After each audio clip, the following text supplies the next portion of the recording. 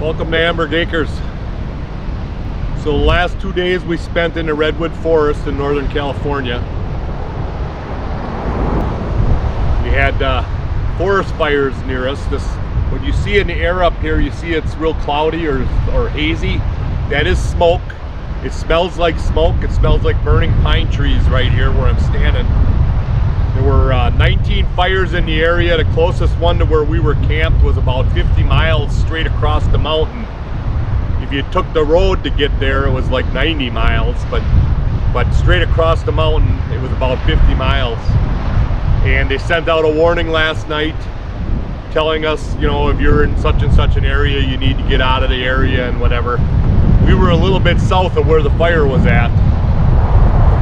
So we stayed and we left this morning, and we are now driving across Highway 299 across California. Very beautiful drive. The road isn't that great pulling a camper like this. If you were in a car, it would be a really nice drive. Nice river running through the valley here and everything. But I just want to rip on California a little bit. So when we came into California, into Northern California, we got taken off the road into a inspection area. So 4 patrols or 4 agents, whatever you want to call them, were crawling under my camper looking for the dreaded Wisconsin gypsy moth. Okay, they said because I was from Wisconsin, they had to search my vehicle and my camper to look for this gypsy moth. So I kind of have to laugh about this, because don't they realize that they have millions of gypsies coming across the border every year in Southern California? I don't get it. I don't get what the big deal is about, that we can spend the tax dollars money for 4 agents to look for a gypsy moth under my camper. But whatever, it's California. That's the way they are here. So also, the other thing that was ironic is California is burning. There's 19 wildfires going, and this is the only state that let us have a campfire the whole trip, all the way out here. None of the states would let us have a campfire at the campgrounds we were at. This is the first state that let us have a campfire at the campgrounds. So I don't get it. Whatever, you know. But anyhow, we are on our way to Reno, Nevada right now, and we went 2 days without power because the power went out because of these forest fires. So we need a shower. So hopefully we get to Reno, we're gonna have a shower. But I'm told the hurricane is headed that way. The hurricane that just came up through Baja, California is headed towards Reno. So we'll see what we end up getting once we get over that way. But we have about, I don't know, 200 miles to go or something like that yet. So we're to keep posting videos of our trip here, of whatever we feel to take pictures of. So from the redwoods to home is probably going to be one whole video, because there really wasn't much at the redwoods. I won't say I was disappointed, because there are huge trees there to look at and stuff, but I felt like I was just driving through the Kettle Moraine State Forest or the National Forest up in northern Wisconsin. It really wasn't that beautiful or anything. A lot of the trees are dead or dying. They're all falling over because they're so old. So it really wasn't. Excuse me. It really wasn't that beautiful of an area. The ocean was nice. The ocean was really nice, actually. We saw some sea lions basking on the beach and stuff, and but it was windy and chilly the whole time we were out there. So I don't know if it's normally like that all the time, but it was while we were there, and we had the fog and the smoke. So a lot of the pictures you're gonna see are all white again. So I don't know how to really correct that, but it is what it is, you know. So, you know, keep watching, give me a thumbs up, make sure you subscribe, and we'll see you next time.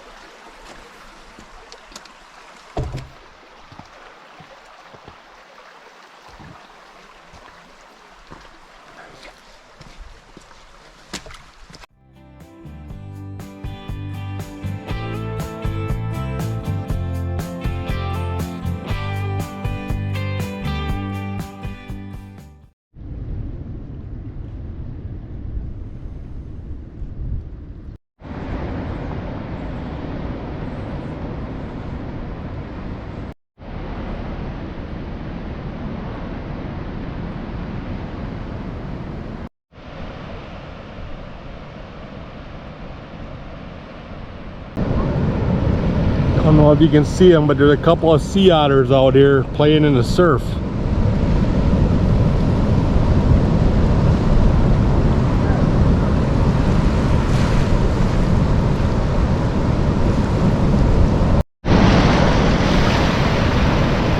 These are all sea otters lined up over here on this shore.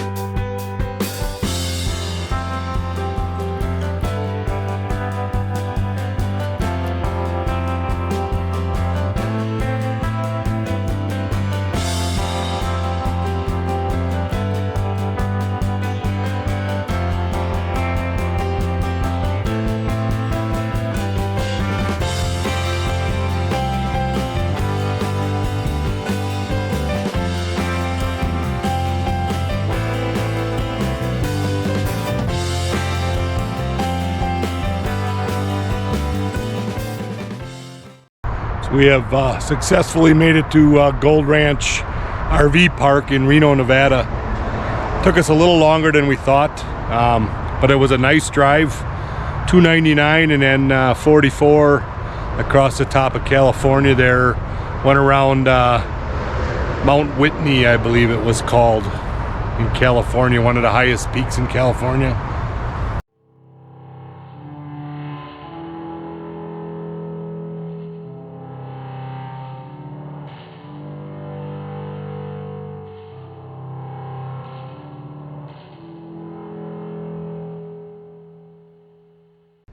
Looks like Hurricane Hillary is gonna miss us.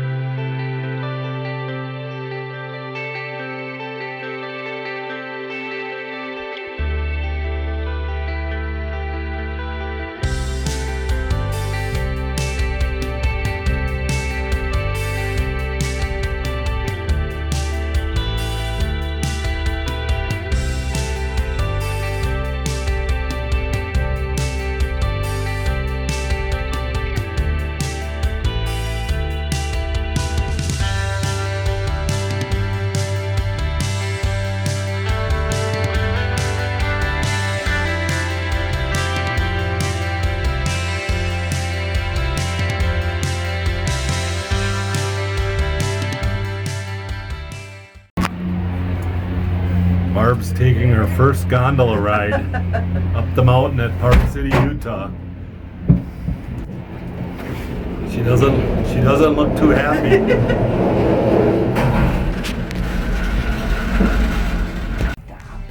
Going all the way up to the top of the mountain, the top of the ski hill here.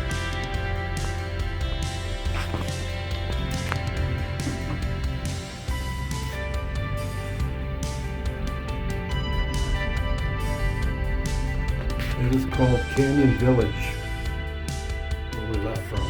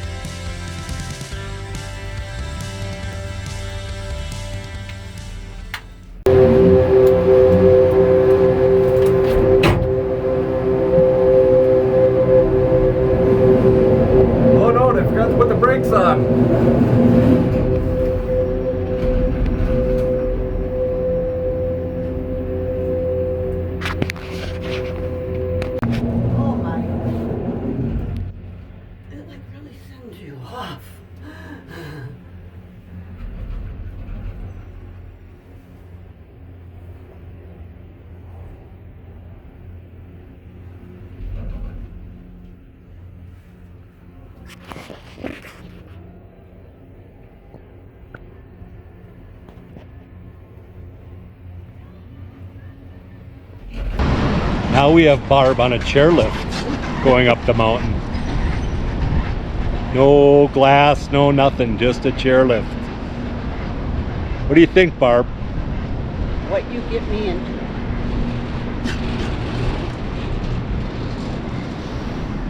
Things you make me do. It's not that bad. It just goes up the hill here.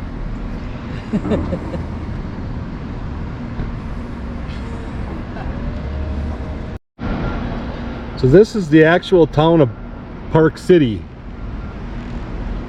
They call the whole area Park City, but the actual village of Park City. This is the village. This is the houses and the main street and whatever is all down there. A lot of shops and stuff like that. So we're on the town lift right now that goes up the mountain. So we left Reno yesterday, and it was an 8-hour drive over here to Park City. So we're just staying here one day again in Park City. So we decided to take the gondola rides and go up the lifts and that type of stuff. And so far it hasn't been too bad. Another problem on the way over here, we got a flat tire. It didn't go all the way flat, it went down to 21 pounds. It was just a small pinhole leak, so I had to get that fixed this morning before we could do anything else. So just one more thing to add to the list. Now the other thing I didn't tell you about was the kitchen sink. So the kitchen sink back at Farewell Park when we were entering Oregon, just before we got to Sutherland, the kitchen sink exploded on us and we had water spraying everywhere. So I had a quick run out and shut the water off, and we got it shut off, but we've had no hot water in the kitchen sink since then. So that's been 2 weeks now without any hot water at the kitchen sink. So I was able to get a plug when we got to Crater Lake. The guy at the campground was able to find a plug that fit into my hot water line, so I was able to plug off the hot water line. So we've been going the rest of the way here now, the last 2 weeks here, without any hot water in the kitchen sink. But we still can take showers, and the toilet still works, so that's all that really matters, right? So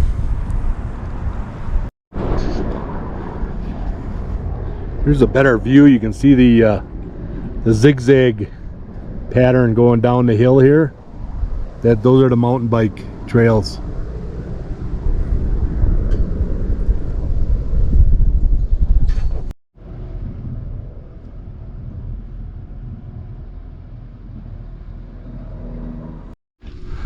So we are hiking up to the next chairlift.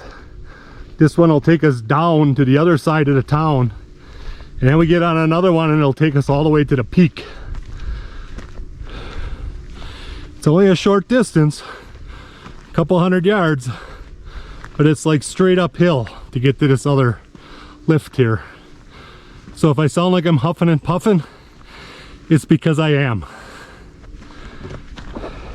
So we are on the other chairlift now, heading down the mountain, and we're going to end up on the other side of town, and then we're going to get on another chairlift, which I don't think you can see it from here. Yeah, it's behind us, but it's way up on top of the mountain.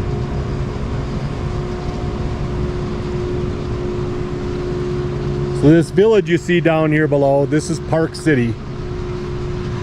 Where we're actually staying is called Park City RV, and it's way out here through them hills on the other side of the freeway.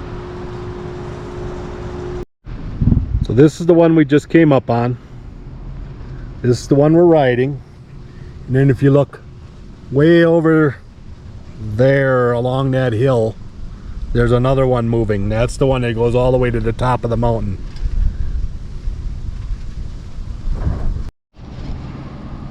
Zip liners.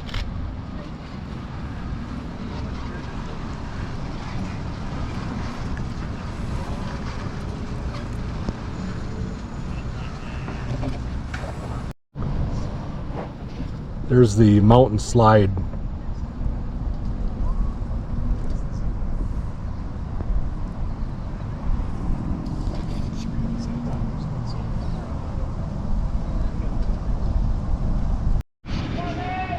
Here come the sliders.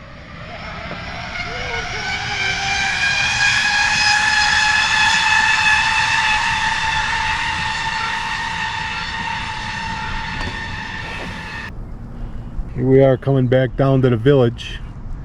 So we're going to hop on this one right over here. You see this other chairlift. We're going to hop on that and go up to the top of the mountain. They also have the concrete slide over there. Yeah, you ride down on a cart in that concrete slide.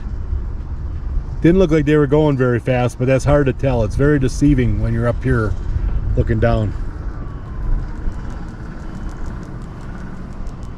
Somebody on there? No.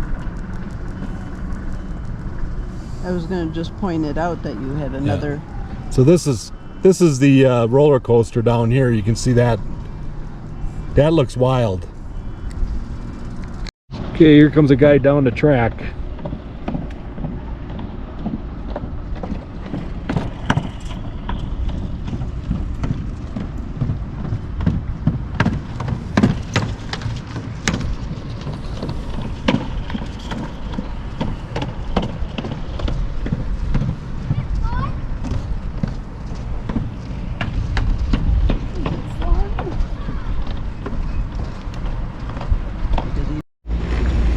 All right, we are on a fast mover now.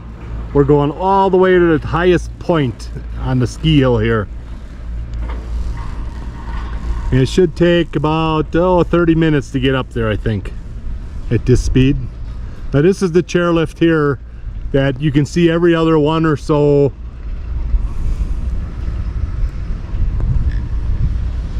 No, I'm not seeing it. Well, if you look at right in front of us up here, there's one where you put the bicycles on. Did one just go by me? Yes. Oh, here one comes. One's coming right now.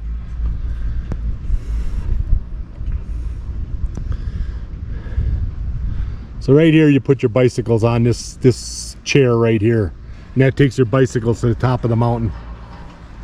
One up lower. I mean. So this has been a very relaxing day. Just riding around on these chairlifts. I would highly recommend, if you're in the Park City area, to come out here and take a ride on these. They're easy to do. We only had to climb that one hill over there, and it wasn't that bad. I mean, it was, yeah, you get winded, but it really wasn't that bad. But this is beautiful scenery up here. Nice chairlifts, very comfortable. If you're afraid of heights, it's probably not for you, but Barb is afraid of heights, aren't you, Barb? Yes, I'm afraid of heights. And it's not bad. I can handle it. So I highly recommend this if you're out here. They also have, like I showed you, the coasters and the other, whatever the other thing, a mountain slide or something it was called, mountain run. Those are all, they're priced around 30 bucks. Per adult, and this chairlift was 35 for the day for an all-day pass, so we can ride up and down and whatever. We were over in Canyon Village, we rode the gondola over there, then we came over here to Park City and we rode 3 lifts now in Park City here, basically to get to the highest point of the ski lift here. But it's, you know, it's been an hour and a half, 2 hours, but you know, so what? You know, like, what else you got to do? You ain't gonna go skiing right now. So hopefully now you can see this mountain bike trail better. They come down the mountain and they zigzag quite a bit. So you're not just going straight down a hill or nothing.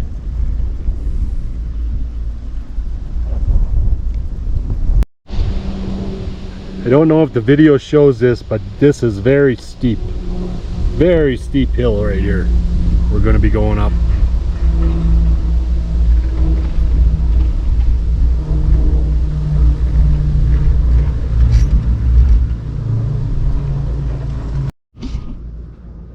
These ski runs, they are so steep. I don't think even when I was skiing and I was a halfway decent skier, I don't think I would have had the nerve to do some of these when I was a good skier, you know? They are really, really steep.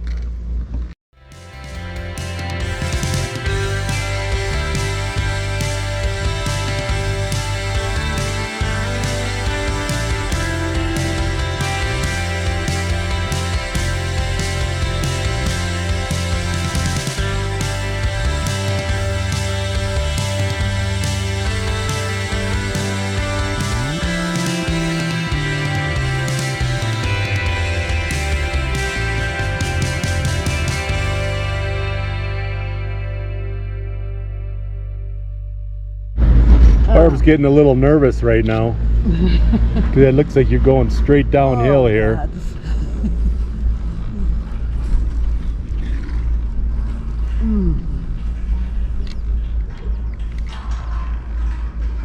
Beautiful views from up there, well worth the trip.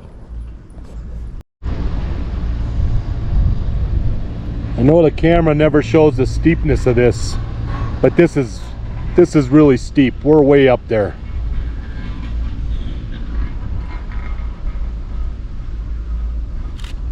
There you go. I don't know if you can see it, but somebody's going up the roller coaster right now.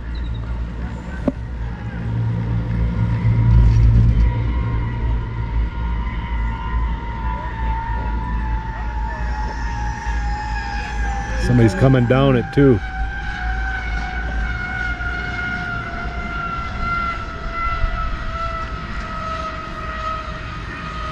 Oh, that's the zip liners. Oh.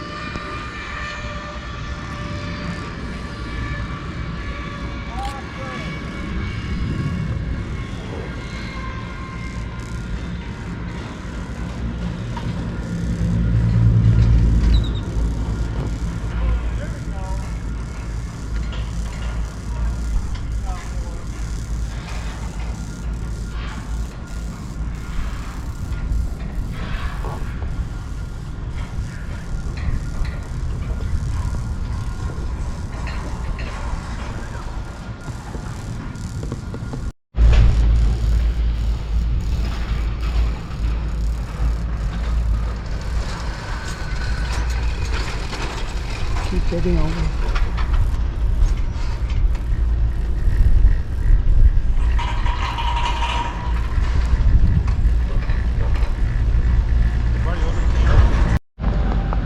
So this is what they call Adventure Park.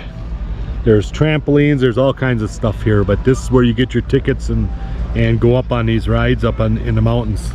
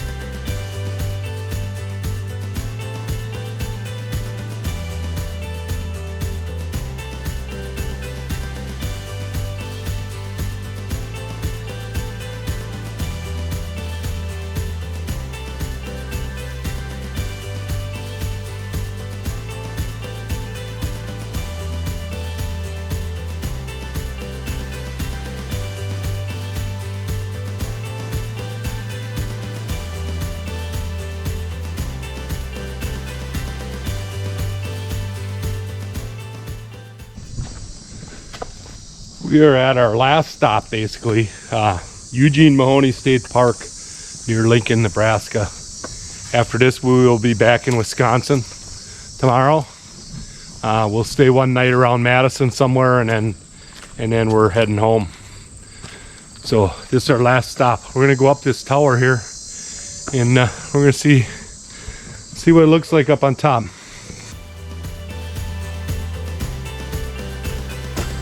There's Barb down there. She's chicken as always.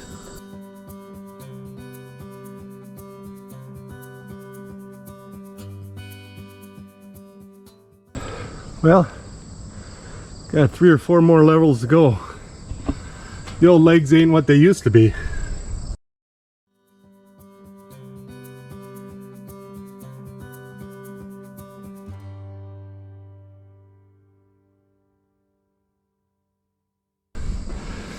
All right, here we are. Made it to the top. 2 minutes, 20 seconds.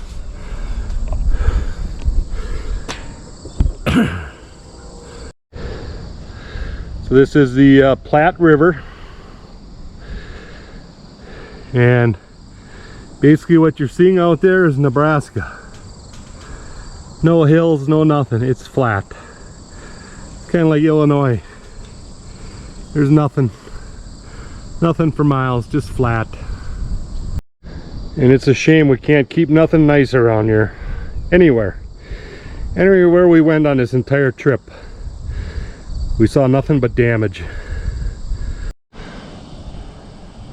There's Barb down there again. How is it down there, Barb? Hey. I bet you it ain't shaking like this one is up here.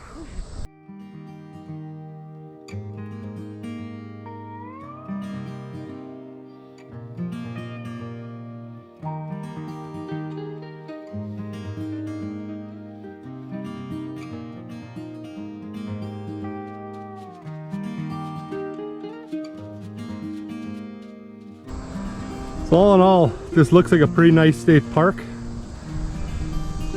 The campsites, well, let's go back to the campsite and I'll show you what I mean about the campsites. They could use a little improvement in my recommendation of campsites.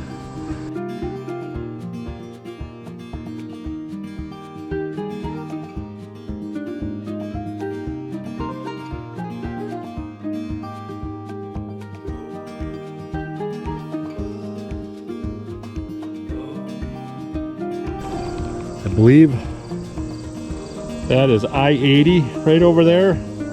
It goes all the way along. You can see it running over there. I believe that is I-80. All right, down we go. Down is easier than up, right?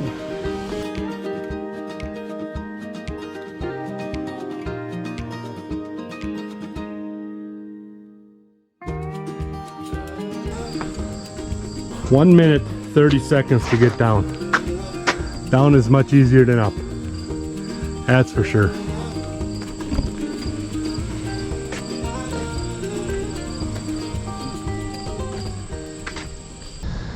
So here's what I'm talking about the campsite.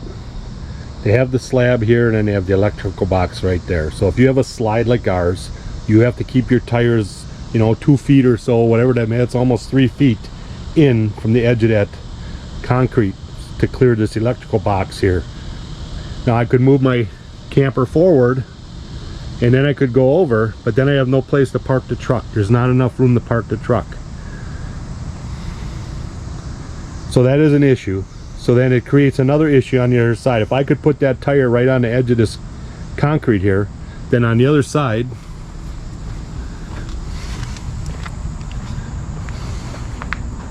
I wouldn't have this problem. I wouldn't have to put this wood under there because there's such a big drop off from the concrete onto the dirt. And we've run into this on several of our stops at RV parks. This pad is not made wide enough, and actually the pad would be wide enough if they would move the electrical panel on the other side. But they put the electrical panel right on the edge of the concrete, so if you have a slide, you have to move your camper over far enough for your slide to go out on that side. And then this creates the issue here. So I think this would be an easy fix.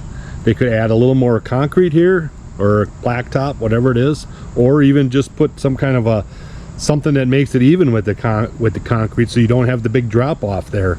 Would help, you know, a little patio or something, you know.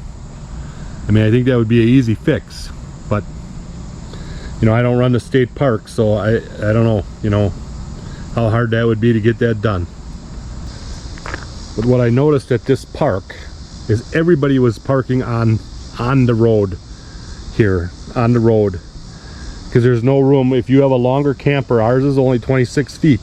If you have a longer camper, you have no place to put your truck. Okay, the sites are not long enough, and we are backed up. We have our thing backed up. We're about 3 feet from the concrete stop, so we could have gone back a little further, but then that creates an even bigger problem for the steps, because it would be not on a level surface. So when we pulled in yesterday, this whole side here was lined up with cars, because there's no place for them to park their cars, and we had to have people move their cars in order for us to back our camper in, because the street was down to almost barely passable, because there were so many cars parked here. So that is my take on Eugene Mahoney State Park, and it looks like they're all that way. We drove through the whole park, and the campsites are a little bit small for the bigger rigs. All right, guys, we're gonna wrap up this trip. We're home. We're back in Wisconsin. I went today and I got my permit for the barn, and I've been doing my layout. I got it all laid out. We're ready to start punching some holes and getting some poles up. So I wanted to go over the details of the trip. Okay, so the trip ended in the worst way possible. If you follow me on Facebook, you saw the pictures already, but we were in basically our last stop in Nebraska, around Lincoln, Nebraska, and we've been switching drivers. Every time we fill up with gas, we switch drivers. That saves me the trouble of driving the whole way, and gives Barb a little experience with the camper and stuff. And so we just switched, and she hopped in the driver's seat, and she looked in her mirrors like she always does and whatever, and she started pulling away from the gas pump, and all of a sudden there was like a little noise or something, and she stopped right away. Thank God, you know. If it were me, I probably would have just gave her and just drove away, you know, but but she stopped, and turns out some guy stuck his car door right in the side of our trailer. So take a look at these pictures here.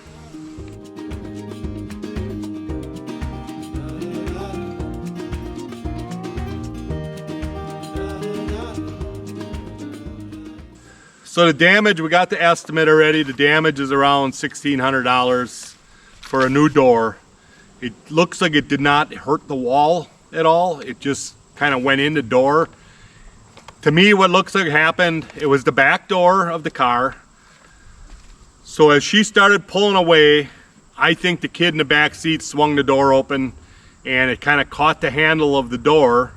There's an arm, there's a grab handle that sticks out of a camper there, and it grabbed that little black knob there, and it took the door and it veered the door right into the camper door, basically through the camper door. So it didn't really damage the wall. So it just punched a big hole. So here are some more pictures of it after we got them separated.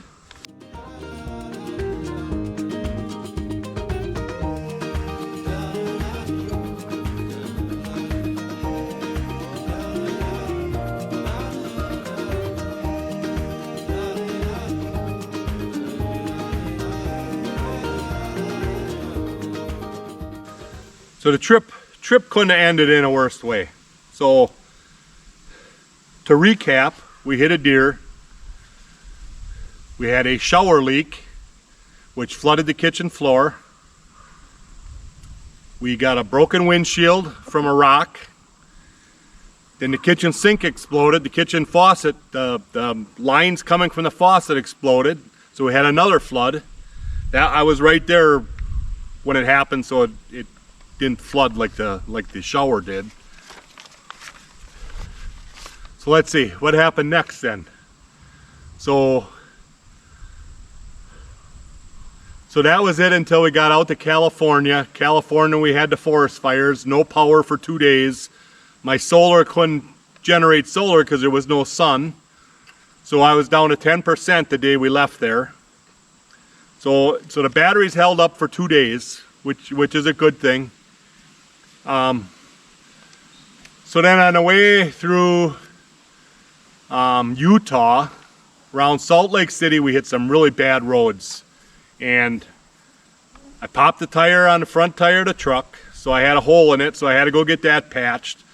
There are 2 tires on the trailer were out of air. They were like 10 or 15 pounds light of what they're supposed to be. So we're thinking this bump, we hit this bump at this bridge that wasn't marked, it wasn't labeled, that there was a bump there. Well, we hit it so hard, I swear we were airborne, you know? And so I think that's what knocked the air out of the tires on the trailer. So we pumped those back up and that held fine. We got to Iowa. The roads were so bad that you couldn't even drive on them. The interstate, we had to get off the interstate because it was so, we were just bouncing. We looked like bobbleheads, you know? So that Lincoln, Nebraska was just before Iowa, the car door incident. So it was one heck of a trip, you know. I mean, you can't make this stuff up, you know. So we got to get the window replaced on the truck. The deer damage is minimal. I think I can fix that myself. I got to take it apart and look at it first, but I think I can fix that myself. And the camper door, well, they got to replace the whole door. So they're going to replace the faucet. We dropped it off on our way through Wisconsin. We dropped it off to the dealer and basically told them we don't want it back until everything is fixed, because it's 3 hours away, the dealer that we bought it from. So I don't want to be driving back and forth anymore with this thing. So they got to fix it all, you know. The other thing was, by the time we got back to Wisconsin, the fenders were falling off of it. The screws had all come out. The brackets are gone. I don't know where the brackets went to. They fell off on the road somewhere, all because of the bad roads. So that has to be fixed. They started cracking and everything already, you know. I guess that's just how cheap they're making these campers nowadays. So, you know, if you're going out and buying a camper, you know, I thought we bought a better camper than some of the other ones I looked at, and this thing's falling apart on the first trip. So I don't know what to tell you guys. But anyhow, let's get on to the details here. We drove 6,975 miles. When the camper was on, when we were pulling the camper, we averaged about 8.4 miles per gallon. When the camper was off, when we were driving around Yellowstone and stuff for 4 days with just the truck and whatever, we were getting 21 miles to the gallon, which I thought was pretty good. So our gas total was $2,630, and our campground total was $2,389. So you're looking at a little over $5,000 for this trip. Gas prices, when we left Wisconsin, it was $3.37. Minnesota, North Dakota, $3.59, $3.49-ish. We started getting out to Wyoming, it started going up, $3.85. We got to Yellowstone. When we first pulled into Yellowstone, the first night I had a full tank, which was good because it was like $4.89 when we pulled into West Yellowstone. Middle of the week it was down to $4.19. So the average for Yellowstone was about $4.30. Idaho was around $4.30 also. Oregon had jumped up to $4.80. California was the highest at $5.69, but we saw it as high as $5.99. Depends where you were at. So almost $6 a gallon out there in California. So then on the way back through Nevada was $4.50. Utah 389, Nebraska 369, Iowa 359, and then when we got back to Wisconsin, it was 359. So that's the that's pretty much the gist of it. So if you're planning on taking a trip like that, that's what it's going to cost. And you can't you can't plan for gas prices, you know. So depending on what kind of mileage your vehicle gets and what you're pulling, and I mean, if you think about it, if I would just be driving a truck with no camper on it at 21 miles to the gallon, I'd almost cut that in a third, that $2,600, So that wouldn't be that bad of a trip. But then you're staying in a hotel, and hotels are way up there, especially out by Yellowstone, We seen them $400 or so a night, so then your campsite total, or your whatever you want to call it, your hotel total is going to go way up, So all in all, it was a good trip. It was very nice to see some of these. The coast was beautiful, the West Coast. I wouldn't give you a nickel for California. So, take that for what you want. And, that's about it for this trip. So we're going to get started on our pole barn here. The next couple videos are going to be all about pole barns. So stay tuned, and we will be back shortly, And make sure you give me a thumbs up and subscribe to my channel. And we will see you on the next one.